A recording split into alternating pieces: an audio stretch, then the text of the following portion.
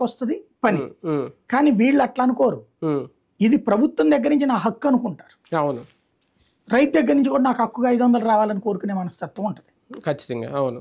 ఆ మనస్తత్వం ఉండటం వల్లనే ఏ ప్రభుత్వం ధైర్యం చేయలే ఉమ్, ఇంతవరకు ఉమ్, ఉపాధి హామీకి సంబంధించి. ఉమ్, ఇప్పుడు మొట్టమొదటిసారి పవన్ కళ్యాణ్ ఒక డేర్ చేశారు. ఉమ్, చాలా మంచి ఆలోచన. ఉమ్, ఇది సక్సెస్ అయితే వ్యవసాయానికి పనికి ఆహార పథకం కూడా అనుసంధానం చేశారంటే అసలు రాష్ట్రంలో విపరీతమైన చేంజ్ వస్తుంది.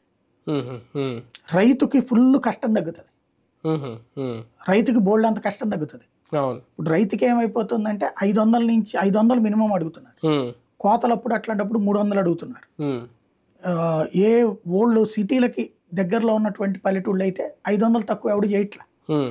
అసలు మనుషులు దొరకట్లా. కానీ ఇక్కడ పాయింట్ ఏంటంటే అది రైతుకు ఉపయోగమా, కౌలు రైతుకు ఉపయోగమా? అది అసలు ఎట్లాగిస్తారన్నది చూడాలి కదా. ఉమ్. బేసిక్ గా ఎవరికైనా ఉపయోగమే. అంటే కౌలు రైతుకి నిజంగా ఇది అమలు అయితే కౌలు రైతుకి పెద్ద మేలు అవుతుంది. రైతుకైనా ప్రయోజనమే. అదే డైరెక్ట్ గా రైతు చేసుకునే వ్యవసాయం చేసుకుంటే రైతుకు మేలు. రైతు ఎక్కువ శాతం చేసుకోలేరు కదా. ఎక్కువ శాతం కౌలు రైతు భూములే ఉంటాయి కాబట్టి ఎవరికైనా ప్రయోజనమే.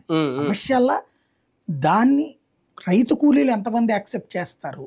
కూలీలు యాక్సెప్ట్ చేస్తారు లేదా? రైతులు యాక్సెప్ట్ చేసేస్తారు. ఎందుకంటే రైతుల ఓట్లు తక్కువ మనకి, 10 నుంచి 20% ఉంటాయి.